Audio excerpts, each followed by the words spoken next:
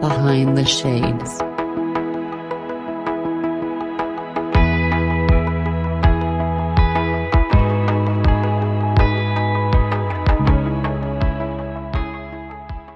So it's like your body is protecting you from this situation because you were, there's no one around to protect you, right? Yes, yes, yes. And it was a funny thing. I love travel now and I love freedom. And this is why I love freedom, is because I felt trapped. There was nothing I could do because I was young and I couldn't make decisions for myself back then. I was reliant on an adult to to guide me and direct me. So now, yeah, and I honestly believe that's why I love freedom. Mm. Do you think as an adult, when you realize what these flashbacks meant, was there points where you reflect and you think, this is why I was feeling what I was feeling all those years ago? It's just making sense to you now? Yes, yes, yeah, that's exactly right. And I was mature enough to understand how it all came into play. So, yeah, but before that, all I did was I grew up. Now, see, I was lucky. While my brothers, they were not in this particular issue, but they were affected by the alcoholism and the domestic violence and everything else. They went down the roads of, one is an alcoholic and one is now actually a schizophrenic because he did sniffing glue and all that sort of stuff. So he's totally lost. I didn't do that. I swore I was not going to be an alcoholic. While I do have a couple of drinks, I've never sort of drunk alone. Um, I was just very angry and I couldn't understand. And that anger really took wasn't affected by the 6-year-old issue because I wasn't aware of it, but it was the issue at 14 with my father.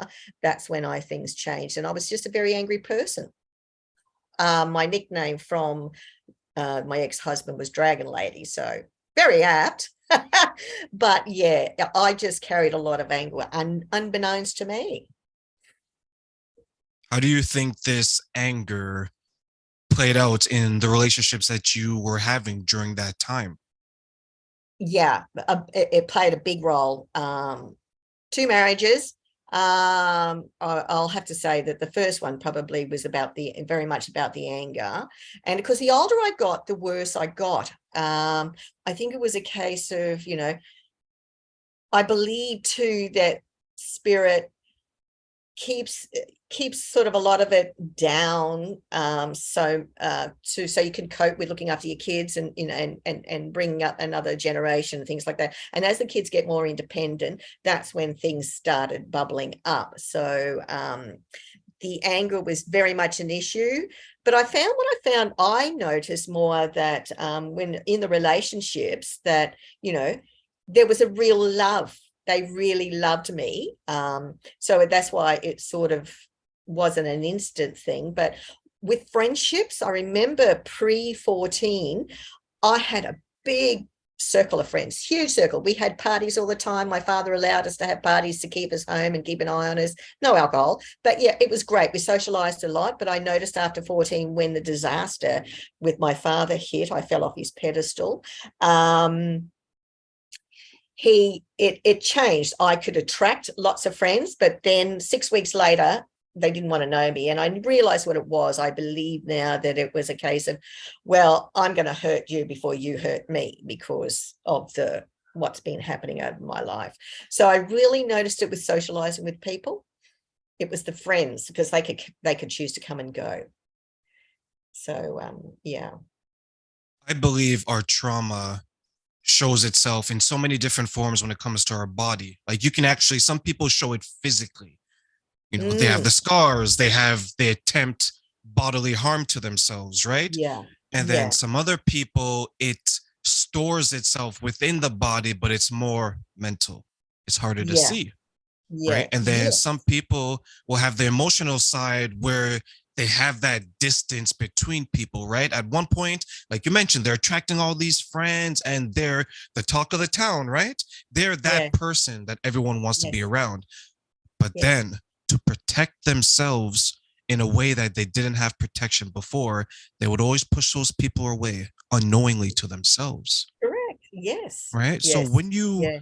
were experiencing these things, Donna, when you look back, when you're going through everything and you're having these relationships, you had your first marriage, maybe you had boyfriends, maybe you had your second marriage, Oh, yeah. whatever the case is, right? Did you ever realize and think to yourself, I deserve love? How can I find it? No, because, well, I didn't say those words.